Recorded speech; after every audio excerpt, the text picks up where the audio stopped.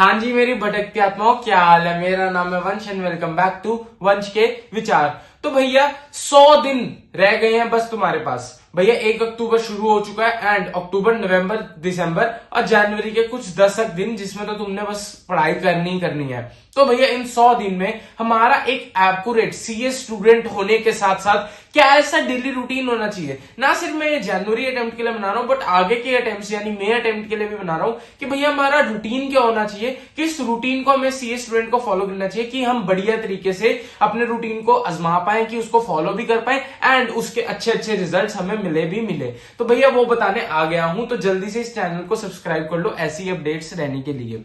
सबसे पहले चूज क्या मॉर्निंग पर्सन हो या इवनिंग पर्सन। भैया ऐसा कुछ नहीं होता कि सुबह उठ के ही जल्दी पढ़ना है या फिर रात को लेट जाके ही जल्दी पढ़ना है। It totally depends on you कि तुम्हें कैसा अच्छा लगता है। भैया हर पर्सन की, हर स्टूडेंट की, हर इंसान की एक कैपेबिलिटीज और प्रेफरेंसेस अलग अलग होती हैं। अब मेरी बात करोगे तो मैं सुबह उठ के पढ़ना प्रेफर करता था और सुबह उठ के भी पर्टिकुलरली थ्योरी प्रेफर करता था पढ़ना, क्योंकि मुझे ये होता था सुबह उठ के मुझे थ्योरी पसंद नहीं है, जल्दी से उठ के उसको याद कर लूं एंड वो रिटेन हो जाएगी और बढ़िया तरीके से काम डन हो जाएगा।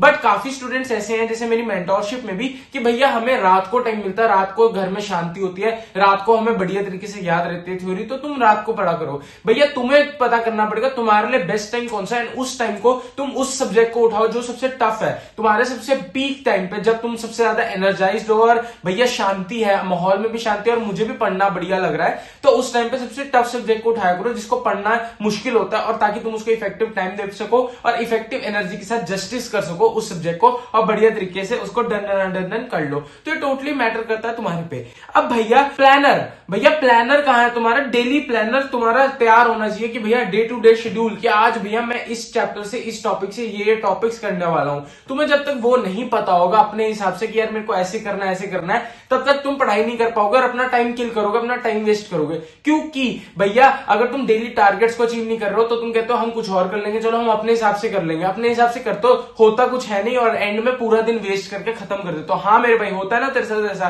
तो भैया उसका सोल्यूशन भी लेके आ गया हूं मैं। नीचे मेंटोरशिप कर लेंगे, वहां पर्सनलाइज रिवीजन प्लानर्स और डे टू डे शेड्यूल्स भी हम ऑफर करते हैं। अगर तुम्हें वो चाहिए नीचे मेंटोरशिप का लिंक है, जल्दी से वहां मैसेज करो, सब कुछ वहां बता देंगे। तो भैया अपने डे को प्लान करके चलो, टू डू लिस्ट बनाकर चलो कि आज हम ये कॉन्सेप्ट, ये टॉपिक से वाला है, या फिर अगर सिर्फ क्लासेस देख रहे हो तो ये क्लासेस को देखने वाला है और इसको डन करने वाले हैं।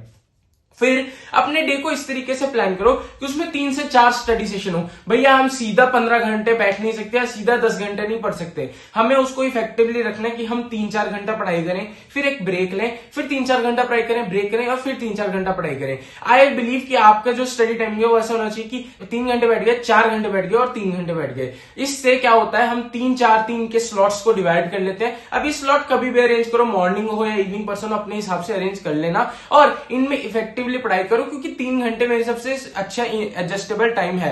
पोमोडोरो टेक्निक बाहर में गई भैया, मैं मानता हूं ओल्ड टेक्निक, ओल्ड पढ़ाई की टेक्निक में पढ़ाई के वक्त पोमोडोरो टेक्निक कुछ नहीं करती। जब क्वेश्चन कर रहे होता और मजा आ रहा होता ना, तब कुछ नहीं आता था। 45 मिनट हो गए भैया, 5 मिनट का ब्रेक लो। ओ भाई वो इंग्लिश स्ट्रेटेजीज है, हम लोग इंग्लिश नहीं है, हम लोग है शुद्ध देसी बंदे और मैं बताता हूं देसी स्ट्रेटेजीज। तो भैया देसी स्ट्रेटेजी यही है, बैठो 3 घंटा पढ़ो, खुद पे मेहनत करो, फिर ब्रेक लो और फिर आगे दोबारा पढ़ो और पढ़ो। भैया 10 घंटा लगाओगे स्लॉट, तब जाके बढ़िया तरीके से काम डन होगा। 3-4-3 के स्लॉट को डिवाइड करो। 4 में जनरली वो सब्जेक्ट करो जो थ्योरी सब्जेक्ट नहीं है बल्कि प्रैक्टिकल सब्जेक्ट और भारी है, जैसे अकाउंट्स हो गया, कॉस्टिंग होगा। और 3-3 के टाइम में तुम कर लो एफएमएसएम जैसे सब्जेक्ट उठा लो, टैक्स उठा लो, या फिर अपने थ्योरी सब्जेक्ट्स को कोशिश करो सुबह उठते ही या रात को थ्योरी करा करो, ताकि उस टाइम तुम्हें याद रहे, वो रिटेन रह सके और तुम बढ़िया तरीके से थ्योरी को टैकल कर पाओ। ऑप्टिमम ब्रेक्स, भैया ऑप्टिमम ब्रेक्स बहुत जरूरी है। भैया ब्रेक हमें चाहिए, हम इंसान है, रोबोट नहीं है। हम 15 घंटे नहीं पढ़ सकते या हम 16 घंटे लगे हुए हैं पागलों की तरह काम करें, हम रोबोट नहीं है। वर्क कल्चर तुम्हें पता है सीएस में कैसा चल रहा है, बिग 4 का तुमने केस सुन लिया है। तो भैया अपने माइंड को शांति देना शुरू करो, पीस देना शुरू करो, 3-4 घंटा पढ़ो। भाई ऐसा नहीं है, मैं मना नहीं करता कि भाई पढ़ाई छोड़ दो कि भैया ब्रेक ही ब्रेक है, ये गलत है। पढ़ना पड़ेगा, मेहनत करनी पड़ेगी, बस उसको इफेक्टिवली मैनेज करना पड़ेगा। ऑप्टिमम ब्रेक्स लेते रहा करो। इवन अपने स्टडी रूटीन में भी जब 3-4 महीना हो जाए तो अपना एक ब्रेक ले लो छोटा सा, घर वालों के साथ कहीं घूम आओ या फिर फ्रेंड्स के साथ एक पार्टी में चले जाओ कि मन रिफ्रेश हो जाए, हैंग आउट कर लो और फिर दोबारा आ जाओ पढ़ने। फिर भैया 16 आवर्स इज अ मिथ। भैया 16 17 घंटे जो बोलते हैं ना ये टॉपर्स, ये कोरी सच्चाई नहीं है, ये कोरा झूठ है और तुम्हारे साथ भैया स्कैम हो गया है। भैया स्कैम हो गया, देख लो वो देखो कैमरा प्रैंक हो गया, तुम्हारे साथ हाथ हिला दो। भैया कोई भी 16-17 घंटे नहीं पढ़ता है। सब लोग, इफेक्टिव आदमी भी 10 से 12 घंटे पढ़ाई करता है। मैं मानता हूं कि अगर 10 से 12 घंटे कंसिस्टेंटली पढ़ना इज मच बेटर कि तुम 3 दिन 16 घंटे पढ़ रहे हो और 7 दिन 10 घंटा बेटर पढ़ रहे हो, इट इज मच बेटर। तो भैया कोशिश करो कि तुम कंसिस्टेंटली 10 घंटा पढ़ो और इफेक्टिव आवर्स ज्यादा निकालो। 16 घंटे पढ़ रहे हो, पढ़ उसमें से सिर्फ 4 घंटे रहे हो, बाकी 12 घंटे किताब को सिर्फ देख रहे हो, वो सब नहीं चलेगा। भैया you should study effective hours. तो इफेक्टिव आवर्स को स्टडी करना तो सिंपल टेक्निक है कि भैया तुम अपने टाइम को मैनेज करके चलो, टॉपिक्स को डिवाइड करके चलो, उसको डन करते रहो और 10 घंटा कंसिस्टेंटली पढ़ो। पर जब 10 घंटा पढ़ो उसमें अपना पूरा जोर लगा दो। फिर भैया लास्ट 100 डेज प्लान है। भैया लास्ट 100 दिन रह गए हैं, अब दिवाली भी आने वाली है, दशहरा भी आने वाला है, बतेरी छुट्टियां तुम मारने वाले हो। तो अपने आप को पहले से प्लान करके चलो कि अगले 100 दिन मैंने कैसे पढ़ना। और काफी बच्चे ऐसे होंगे जिन्होंने एक ग्रुप दे दिया और एक ग्रुप रहता है, तो भैया हम कैसे उसको मैनेज करके चले कि एक ग्रुप के बीच के बाद हम लोग चेंज कर सकें या इनकलकेट कर सकें। अगर ग्रुप 1 बाय चांस रह गया या फिर अगर ग्रुप 1 हो गया तो हम कैसे बढ़िया से कर सकें, उसके लिए भैया नीचे मेंटोरशिप का लिंक है, वहां तुम्हारा भाई बैठा है, सब कुछ करवा देगा पर्सनलाइज तरीकों से।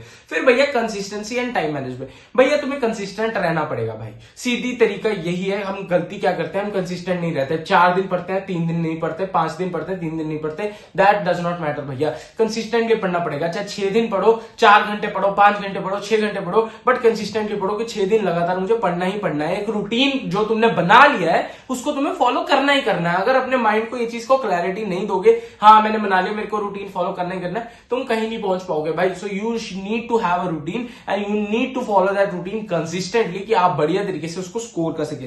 Then time management is very much important.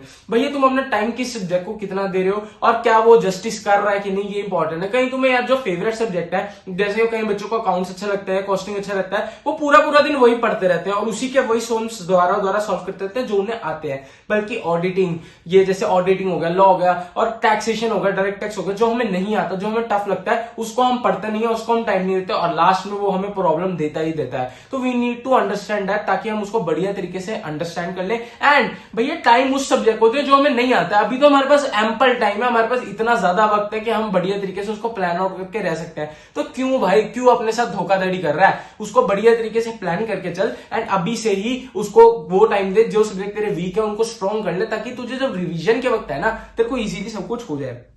भैया हेल्थ मैटर्स द मोस्ट। बढ़िया खाना खाओ, डाइट पे रहो, बढ़िया मतलब जिसे कहते हैं हेल्दी खाना खाओ, साथ में एक्सरसाइज वगैरह करते रहो, क्योंकि वो तुम्हारे लिए इंपॉर्टेंट है। तुम्हारी मेंटल और फिजिकल हेल्थ दोनों को तुम्हें मेंटेन रखना है, क्योंकि तुम्हें पढ़ना भी है, साथ साथ तुम्हें रिटेन भी रखना चीजों को और बढ़िया तरीके से कुछ रिवाइज भी करना है। फिर भैया watch time and value time. भैया टाइम से तेज किसी को नहीं मिला, वक्त से ज्यादा किसी को नहीं मिला या वक्त से कम किसी को नहीं मिला है, और वक्त ही सबसे इंपॉर्टेंट चीज है। एक बड़े पैसे वाले इंसान के पास भी 24 घंटे है और एक गरीब भिखारी के पास भी 24 घंटे है। तो मैटर क्या करता है, वो 24 घंटे में क्या कर रहे हैं। तो सिमिलरली एक तुम एक एवरेज स्टूडेंट में भी 24 घंटे है और एक जो बच्चा AIR 1 लाने वाला है उसके पास भी 24 घंटे है। तो उस 24 घंटे को तुम कैसे मैनेज कर रहे हो, वो सबसे बड़ी गेम है कि तुम्हें उसको इफेक्टिवली प्लान आउट करके चलना बढ़िया तरीके से।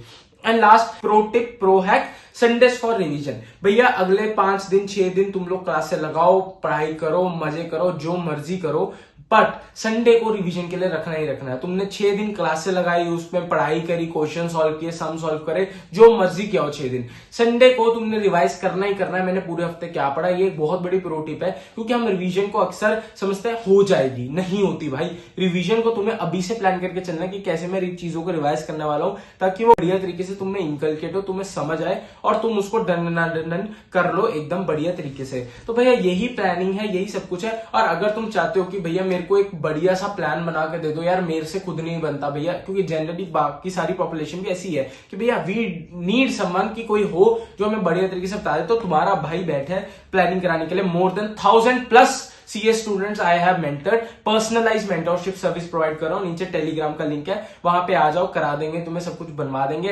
And as I always say, हर एक संकट का हल होगा, आज नहीं तो कल होगा। तो मिलते हैं मित्रों अगली वीडियो में, टाटा बाय बाय।